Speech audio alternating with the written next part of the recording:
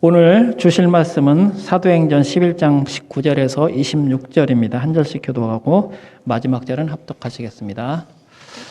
그때 스데반의 일로 일어난 환란으로 말미암아 흩어진 자들이 베니게와 구브로와 안디옥까지 이르러 유대인에게만 말씀을 전하는데 그 중에 구브로와 구레네 몇 사람이 안디옥에 이르러 헬라인에게도 말하여 주 예수를 전파하니 주의 손이 그들과 함께 하심에 수많은 사람들이 믿고 주께 돌아오더라. 예루살렘 교회가 이 사람들의 소문을 듣고 바나바를 안디옥까지 보내니 그가 이르러 하나님의 은혜를 보고 기뻐하여 모든 사람에게 굳건한 마음으로 주와 함께 머물러 있으라 권하니 바나바는 착한 사람이요 성령과 믿음이 충만한 사람이라 이에 큰 무리가 주께 더하여지더라. 바나바가 사울을 찾으러 다소에 가서 만남에 안디옥에 데리고 와서 둘이 교회에 1년간 모여 있어 큰 무리를 가르쳤고 제자들이 안디옥에서 비로소 그리스도인이라 일컬음을 받게 되었더라. 이제 동네 작은 교회 김종일 목사님께서 비로소 그리스도인이라 일컬음을 받게 됨이라는 제목으로 말씀 전해주시겠습니다.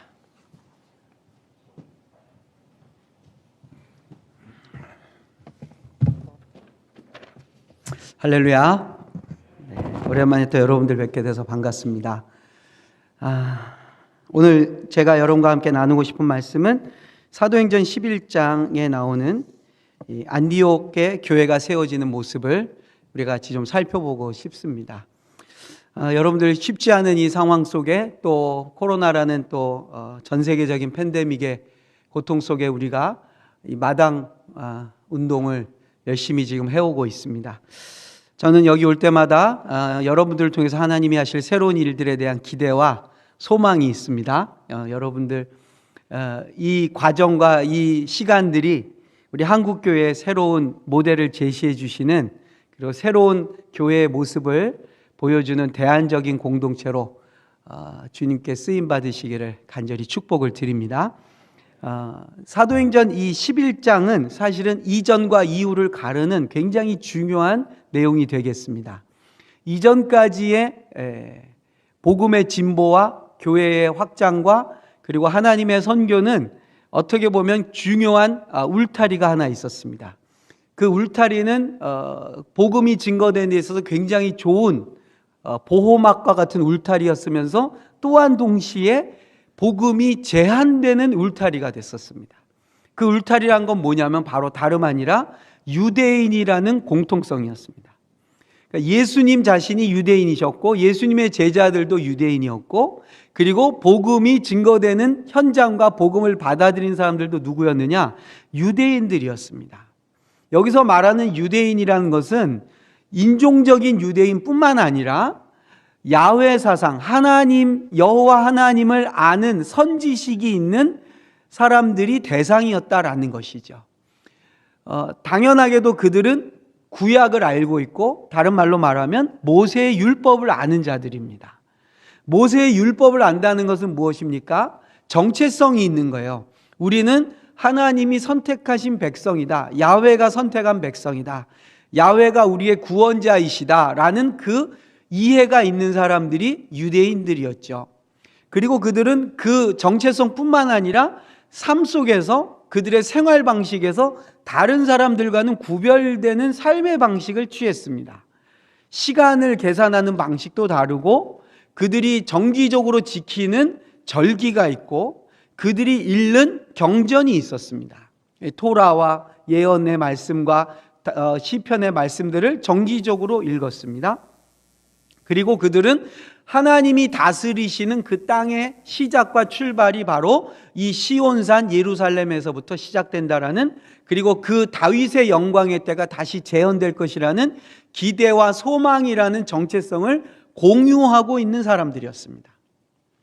그리고 그들에게는 다른 민족이나 다른 인종과는 근본적으로 구별되는 유대인의 정체성이 하나 있었는데요. 그것이 뭐였냐면 외면적으로 표면적으로 드러나는 어떤 한 가지의 모습이었습니다. 그것은 바로 할례라는 의식이었습니다. 그러므로 이 할례는 유대인이 가지고 있는 정체성의 가장 정점에 이르는 자부심이고 자랑거리고 그리고 결단의 상징이었습니다. 자, 그러니까 할례를 행했고 율법을 지키고 있고 절기를 지키고 예루살렘 성에서 하나님의 영광이 재현될 것이라는 소망을 갖고 살던 이 사람들이 복음을 듣는 1차적인 대상이었습니다. 이것이 야훼 하나님에 대한 전 이해를 가지고 있는 유대인들에게 예수의 복음이 아주 정확하게 그리고 적절하게 적용이 됐었죠. 그리고 다시 임하실 하나님의 영광이 예수 그리스도로부터 시작되었다는 이 사도들의 메시지는 거의 대부분 구약 성경을 해석하는 것에서부터 시작되었습니다. 그리고 그것은 오순절 성령의 임하심과 함께 폭발적으로 교회의 성장을 가져왔어요. 그런데 이 사도행전 10장까지 이르렀을 때에 이 강력한 성령의 역사, 교회의 확장이 어떤 한 가지 제한적인 요소를 보여주고 있었습니다. 그것은 뭐냐면 바로 이 유대교, 유대인이라는 울타리를 넘어가지 못하고 있었다라는 사실이에요.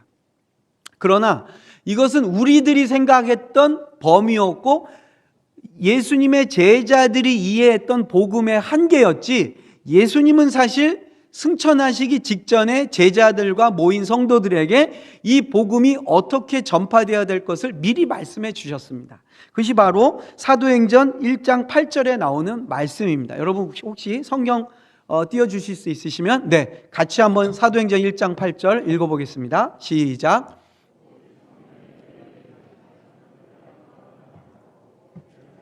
온 유대와 사마리아와 땅끝까지 이르러 내 증인이 되리라 하시니라. 아멘. 여기 성령이 너희에게 임하시면 우리에게 권능이 임한다 그랬습니다. 이 권능은 헬라말로 두나미스라고 그러는데요, 이 두나미스에서 나온 영어 단어가 다이너마이트예요. 그러니까 성령이 임하시면 저와 여러분 전부 다 폭발물이 된다는 겁니다. 폭발물의 특징은 무엇입니까? 내가 터지면 주변이 초토화되는 거예요. 내가 예수의 사람으로 성령의 능력이 폭발하면 주변이 다 성령의 능력으로 무장해제가 되고 성령의 시대가 열리게 된다는 것이죠. 그러면 이 권능이 우리에게 임하시면 우리가 어떻게 됩니까? 성령을 받아서 권능이 임하시면 땅끝까지 이르러 예수의 증인으로 산다라고 말씀하고 있습니다. 예수님은 이 제자들이 예루살렘에서 머물러 있는 것을 기대하지 않으셨고 바라지도 않으셨어요. 이 제자들은 전 세계로 퍼져나가야 돼요. 어디까지 가느냐? 땅끝까지 가야 됩니다. 땅끝이라는 말이 여러분 우리 대한민국에도 땅끝 마을이라고 있죠. 저 완도쯤 가면 땅끝 마을이 있습니다. 제가 영국에서 공부할 때 영국에도 도시 중에 그 마을 이름이 땅끝이라는 마을이 있습니다. 이 런던에서 왼쪽으로 서쪽으로 저 끝까지 가면 해변가에 있는 마을 이름이 땅끝이에요. 영어로 랜즈 엔드예요. 진짜로 땅끝. 복음이 땅끝으로 간다는 것은 뭐겠습니까? 지리적으로, 지형적으로, 거리적인 땅끝만이 아니라 이 복음이 우리가 생각하는 울타리를 넘어선다는 것이죠. 우리가 생각하는 한계를 뛰어넘는다는 것입니다. 성령님은 교회가 한 곳에, 한 장소에, 한 세대에 또 같은 부류에 머무르는 것을 원하지 않으셔요. 왜냐? 성령님은 바람처럼 불처럼 옮겨 다니시고 붙어버리시고 넘어가시는 게 성령님의 역사이기 때문에 성령께서 역사하시는 교회는 반드시 우리가 생각하는 울타리를 넘어서게 되어 있습니다. 우리 이 마당 공동체가 울타리를 넘어가시기를 축복드립니다. 우리는 그 울타리를 넘어가는 것에 대한 불안함과 그리고 무서움과 공포가 있어요. 왜? 울타리 안쪽이 안전하거든요. 익숙하잖아요. 여러분 여기도 이 장소가 얼마나 여러분 익숙하십니까? 편안하죠. 그냥 계산하지 않아도 물어보지 않아도 알아서 다 찾아서 들어올 수 있어요. 왜? 오랫동안 우리가 여기 익숙하기 때문에. 그런데 복음이 우리에게 주는 놀라운 힘과 능력은 뭐냐면 익숙하지 않은 곳으로 우리를 몰아내신다는 거예요. 불편하고 낯선 곳으로 우리를 파송하시는 분이 성령님이시라는 거예요. 그래서 복음은 오늘 사도행전 11장에 들어서면서 놀라운 변화를 일으키는데 그 중에 하나가 뭐냐면 알지도 못하는 몇 사람을 오늘 우리에게 소개하고 있습니다. 20절 말씀을 제가 한 번 더 읽어드리겠습니다. 오늘 본문 11장 20절 말씀인데요. 그 중에 구브로와 구레네 몇 사람이 안디옥에 이르러, 이렇게 말씀하고 있습니다. 이 사람들은 누군지 이름도 나타나지 않습니다. 사도행전 11장 올 때까지 성령께서 역사하시는 수많은 역사에는 인물들이 나왔어요. 베드로의 설교, 스데반의 순교, 빌립의 사마리아 땅으로 들어가는 모습, 바울의 회심, 바나바의 헌신, 구체적인 사람들의 이름이 나오는데 사도행전 11장에 들어가서부터는 놀랍게도 구브로와 구레네의 몇 사람이라고 그래요. 이 사람들의 출신이 어디냐? 구브로. 요즘으로 말하면 그리스 밑에 있는 섬 이름입니다. 사이프러스. 이 사이프러스가 구브로예요. 구레네는 어디냐면 아프리카에 있는 어느 한 땅입니다. 그러니까 이 사이프러스와 키레네의 몇 사람이 안디옥에 갔다라고 말하고 있습니다. 여러분, 사도행전 11장에 드디어 이름 없는 제자 몇 사람이 등장하고 있습니다. 근데 이 사람들이 안디옥에 왜 갔느냐? 선교하러 갔느냐? 그게 아니고요. 선교사로 파송받은 것도 아니고요. 직분을 받아서 간 게 아니고요. 오늘 본문 19절의 시작이 우리에게 그 이유를 설명하고 있습니다. 스데반의 일로 일어난 환난으로 말미암아. 환난이 그들을 안디옥까지 가게 했다는 사실입니다. 여러분, 이 사람들이 선교의 사명을 받거나 부르심을 받거나 아니면 나의 평생의 사역이 선교사다라고 해서 안디옥에 간 것이 아니고, 오늘 이 사람들이 어디까지 갔느냐? 안디옥까지 왜 갔느냐? 환난 때문에 갔다는 거예요. 그런데 이들이 환난 때문에 갔는데 19절에 보니까 환난 때문에 가서도 19절에 말씀을 전했고 20절에는 헬라인에게도 말하여 주 예수를 전파했다 그럽니다. 여러분, 이들이 사역에 엄청난 열매를 맺는 아주 훌륭한 사역자들이어서 안디옥에 파송받은 것도 아니고요. 이들이 예루살렘 교회가 안수하여서 직분자로 세워서 파송받은 것도 아니에요. 이들은 안디옥에 왜 갔느냐? 도망갔어요. 도망갔다는 건 뭐예요? 피신했다는 거예요. 도망가고 피신한다는 그들의 삶의 정황은 어떻습니까? 불안하고 거처를 잃어버리고 알지 못하는 곳으로 정처 없이 떠나가는 사람의 모습입니다. 그런데 그들이 그러한 상황 속에서 그들은 떠나서 고향을 떠나서 알지 못하는 곳으로 가면서 무엇을 했느냐? 주 예수를 전파했다는 사실입니다. 우리는 복음을 전하는 것이 어떤 복음을 전할 좋은 상황이 돼서 복음을 전할 만한 우리 안에 결심이 세워져서 아니면 이제 우리가 복음을 전해야 되는 어떠한 전도의 시즌이 되어서 복음을 전하는 게 아니고요. 이 초대교회는 환난 때문에 도망가면서 복음을 전한 겁니다. 그러면 그 환난은 왜 생겨났습니까? 바로 이 복음 때문입니다. 복음 때문에 환난을 당했는데 그 환난이 그들로 하여금 도망자의 삶을 살게 했는데 그들은 도망자의 삶에서 무엇을 하느냐? 여전히 복음을 전했다는 사실입니다. 사랑하는 우리 마당 공동체 여러분, 여러분 안에 복음이 있지 않습니까? 여러분이 이 사랑의 교회에서 그동안 오랜 기간 훈련받은 것이 무엇입니까? 복음을 전하는 제자의 삶, 제자의 도를 배우지 않았습니까?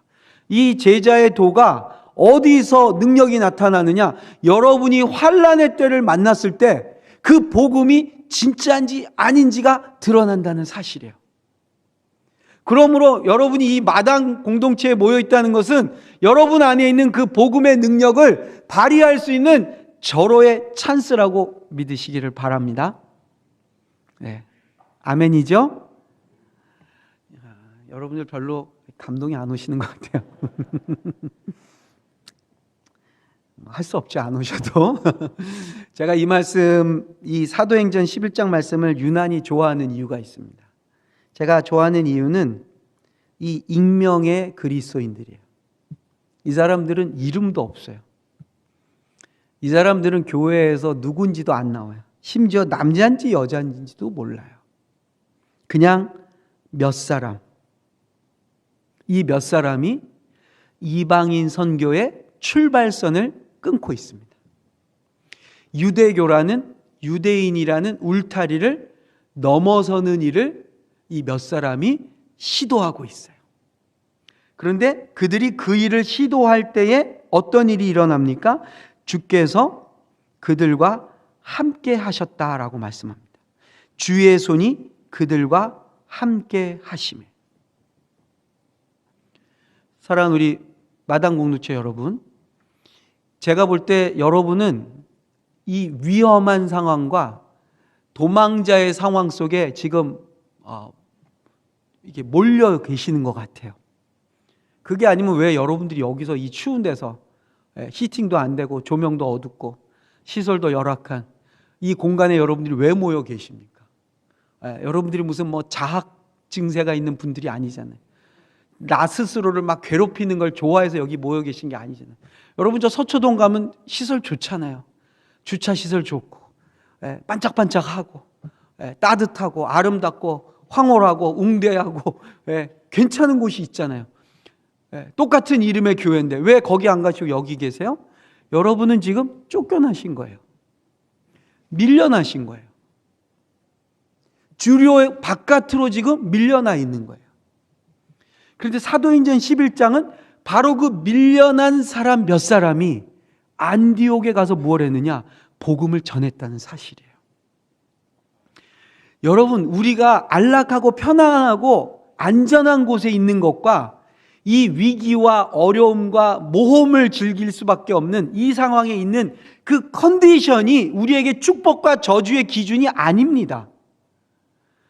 안전하고 따뜻하고 환대받고 사람들이 가고 싶어하는 그곳에 있으면 그게 축복받고, 우리처럼 밀려나 있고 사람들로부터 이상하게 취급을 당하고 소외되어 있는 것 같은 우리들은 그러면 하나님 앞에서 저주받았느냐? 그게 아니라는 거예요. 오늘 사도행전 11장은 우리가 볼 때는 그렇게 보이는 이 익명의 몇 사람들이 오히려 하나님의 영이신 성령께서 역사하시는 현장에 최적화되어 있는 예수의 제자로 쓰임받고 있다는 사실이에요. 바로 우리가 처해 있는 이 상황이 하나님께서 하나님의 영을 통해서 우리에게 역사하실 최적의 컨디션이라는 사실입니다. 놀랍지 않습니까? 우리가 인간적인 눈으로 이성적인 또는 유불리를 따지는 계산적인 방법으로 보면 우리가 지금 여기 있는 것이 너무나 어처구니 없고 실패한 것 같고, 또 우리 여기 마당 공동체 성도님들 연세도 이제 많이 되셔가지고 내가 이 나이에 지금 편안하게 노후를 보내도 모자랄 판에 왜 이러고 있나 싶지 않습니까? 근데 성경은 우리에게 무엇을 보여줍니까? 환난 때문에 도망가는 사람들이 성령의 역사의 주역으로 쓰임받고 있다는 사실이에요. 그래서 사도행전 11장은 이 앞과 뒤가 확연하게 구분되는 결정적 순간이고 장소로 안디옥이 등장하고 있다는 거예요. 이제부터 이 안디옥은 복음이 유대교라는, 유대인이라는, 유대주의라는 울타리를 뛰어넘는 현장과 중심지로 성령께서 쓰시는 장소로 안디옥을 선택하셨다는 거예요. 그리고 그 안디옥에 예수의 무리들이 모이기 시작하는 일을 첫 번째로 한 사람들이 누구냐? 이름 없는 몇 명의 예수의 제자들이었습니다. 사랑하는 우리 성도 여러분, 성경에는 또 우리 기독교의 역사에는 유명한 인물들이 많습니다. 시대를 바꾼 사람들, 이 강단에 선지자의 메시지를 외쳤던 시대의 유명한 설교자들, 또 하나님의 사역을 놀랍게 감당한 기적의 인물들이 많습니다. 그러나 저는 오늘 이 사도행전 11장에 오히려 환난 때문에 도망자의 신세로, 그러나 도망자의 모습으로 가지만 안디옥에 가서 유대인이 아닌 헬라인에게 복음을 전한 이 몇 사람, 이들의 헌신과 이들의 도전이 하나님의 영이신 성령께서 사도행전을 이루어 나가시는, 성령의 행전을 이루어 나가시는 새로운 도약의 출발점이 되었다는 사실이에요. 여러분이 이곳에 모여 있는 이유와 배경과 역사를 다 살펴보면 그것이 오늘 우리 한국 교회가 지금 돌아봐야 될, 우리 한국 교회에 부끄럽고 창피하고 그리고 우리가 안타까워하는 문제들이 고스란히 남아 있습니다. 여러분이 그 좋은 곳을 마다하고 이곳에 온 이유들이 뭡니까? 그곳이 좋고 안락하고 편안한 것 외에 그것 때문에 우리가 겪게 되는 아픔과 상처와 한국교회가 가져서는 안 될 부정적인 모습들이 그 속에 다 들어있기 때문이에요. 그래서 우리가 여기까지 나왔어요. 그럼 이제 우리를 하나님께서 여기까지 보내신 이유가 뭘까?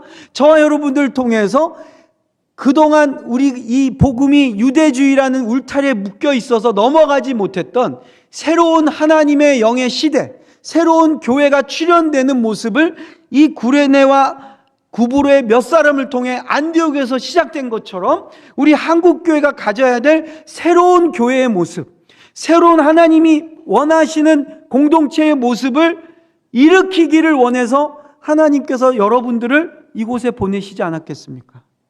여러분 안에 혹시 내가 여기 나와 있는 이유, 내가 이곳에 와서 이 자리를 지키는 이유가 그런 것 같아 하고 느끼시는 분이 오늘 여기 계시다면, 혹시 인터넷으로 설교를 들으시면서 저 목사 하는 말이 오늘 주님께서 나한테 주시는 말씀인 것 같아 라고 느끼시는 분이 계시다면 오늘 여러분 이 익명의 몇 사람의 제자의 모습으로 헌신하시기를 바라요. 이제 성령님은 예루살렘에서만 역사하시는 게 아니고 유대인에게만 역사하시는 게 아니고 오히려 성령님은 유대교와 유대주의와 예루살렘을 넘어서서 저와 여러분을 땅끝으로 보내시고 싶어 하신다는 사실이에요. 놀랍지 않습니까? 기대가 되지 않습니까? 우리는 보통 이런 말씀을 보면 이거는 젊은 사람들이 해야지, 이런 건 청년들이 해야지. 우리 자꾸 이제 또 그렇게 말씀하실 때가 있어요. 이거는 청년들이 해야 돼. 우린 뒤에서 기도하고 자리 지키고. 네, 그렇지 않습니다. 여기 이 몇 사람이 청년이라는 표현도 없고요, 젊다라는 표현도 없고요. 여러분, 복음은 우리의 나이와 우리의 학력과 우리의 스펙과 상관없이 역사하시는 분이십니다.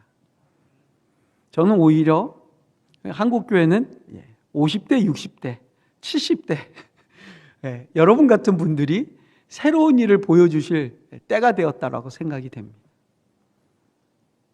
교회는 얼마든지 여러분들을 통해서 하나님이 새로운 일을 하실 수 있어요.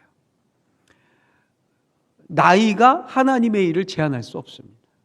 성별이 하나님의 일을 제한할 수 없어요.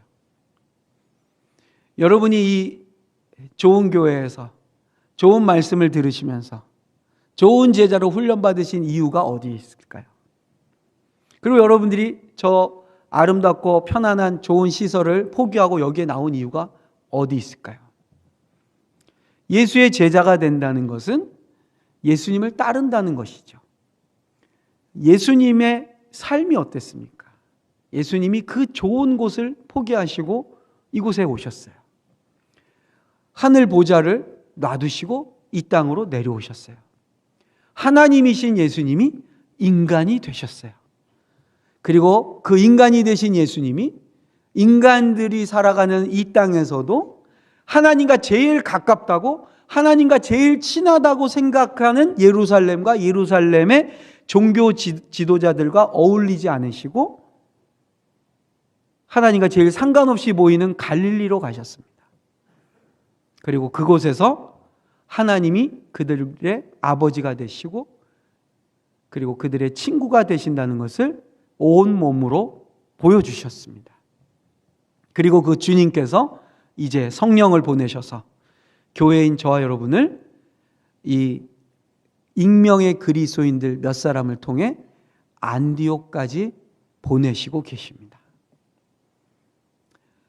사랑 우리 마당 공동체 여러분, 여러분이 지하에서 마당까지 올라가셨잖아요. 예. 마당은 우리 한국 사람한테는 의미가 있는 장소입니다. 마당은 그냥 단순히 집 앞에 있는 뜰의 수준이 아니고요. 마당에서는 우리가 보통 흥겨움과 즐거움을 누리는 곳이 마당이죠. 그래서 마당에는 놀이가 있어요. 그래서 우리가 마당놀이라는 게 있습니다. 그렇죠? 그래서 마당은 즐거운 곳이고 흥겨운 곳이에요. 마당이 즐겁고 흥겨울 때는 어떻습니까? 대문이 열려 있죠. 대문 닫아놓고 마당놀이 하는 경우는 없어요. 그렇죠? 마당에서 놀이를 한다는 건 뭐예요? 파티를 열고 흥겨운 일이 있고 제주를 넘고 거기 재미있는 일들이 일어나는 것은 어때요? 문을 열어놓고 이웃을 초대하고 마을 사람들을 초대하는 게 마당놀이에요. 여러분 마당까지 올라가셨어요. 이제 우리를 하나님께서 마당으로 올려보내셨으면 뭘 하시겠어요? 마당놀이가 재미있고 잘 되면 어떻습니까? 마당놀이에서 두각을 나타낸 사람들은 장터로 보내십니다. 시장 가서 퍼포먼스를 해야 돼요. 네. 마당에 머무를 수가 없어요. 마당에서 구경하는 사람들은 제한이 돼 있고 한계가 있어요. 아무리 많이 들어차도 한계가 있어요. 근데 이 출중한 퍼포먼스와 이 재미난 놀이를 마당에서 즐기기에 모자라면 어때요? 장터로 보내십니다. 여러분 장터가 좀 고상하게 말하면 마켓플레이스. 우리의 일터예요. 우리의 삶의 자리. 이제 여러분 익명의 그리스도인으로 여러분의 삶의 자리에서 여러분의 마켓플레이스에서 성령의 역사를 보여주시기를 축복드립니다. 우리는 그동안 모이는 교회, 모으는 교회, 제자가 돼서 이 제자들이 이 예배당 안에서 제자의 도를 다하는 교회로 살아왔어요. 근데 하나님께서 여러분의 마음마다 여러분 개인마다 성령님을 주셨기 때문에 여러분은 더 좋은 마당, 더 좋은 예배당 공간에 있을 수가 없어서 성도님들 여러분들을 여기까지 다시 몰아내셨어요.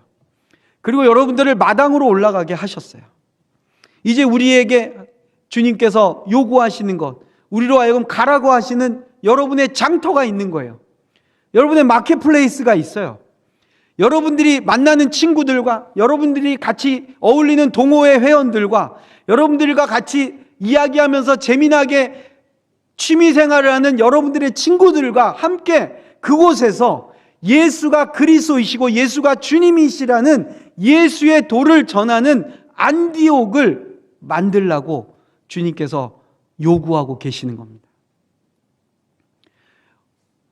감사하게도 최근에는 전 세계적으로 교회의 모습과 교회론이 많이 바뀌고 있습니다.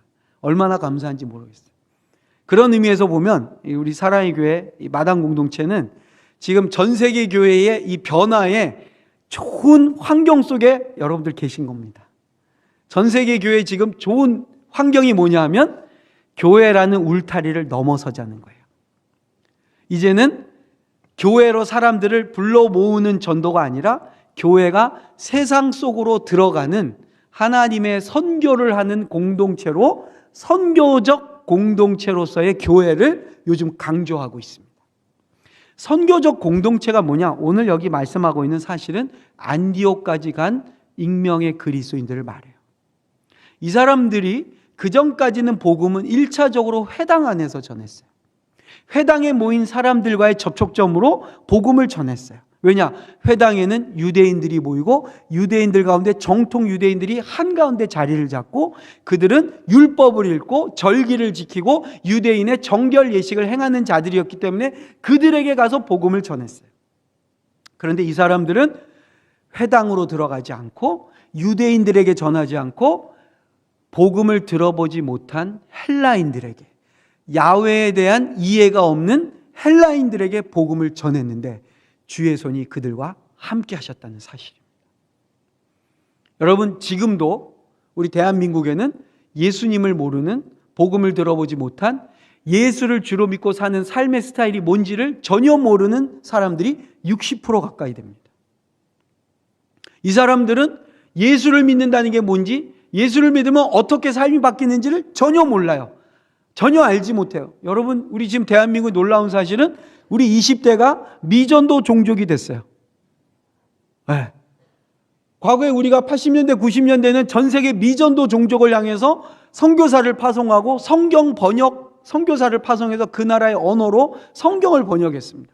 근데 이제 지금 우리 대한민국의 20대가 젊은이들이 미전도 종족이 됐어요. 복음화율이 2%, 3%도 안 됩니다. 이 사람들한테 복음을 전해야 돼요. 이 사람들의 언어로 성경을 다시 가르쳐 줘야 돼요. 이 사람들의 사고방식에서 복음이 무엇인지를 깨닫게 해줘야 돼요. 우리 주변에 우리가 들어가야 될 안디옥이 많이 생겼어요. 말씀을 정리하려고 합니다. 오늘 말씀 26절을 우리 같이 한번 읽도록 하겠습니다. 26절 본문 한번 띄워주시겠습니까? 네, 26절 시작. 만남에 안디옥에 데리고 와서.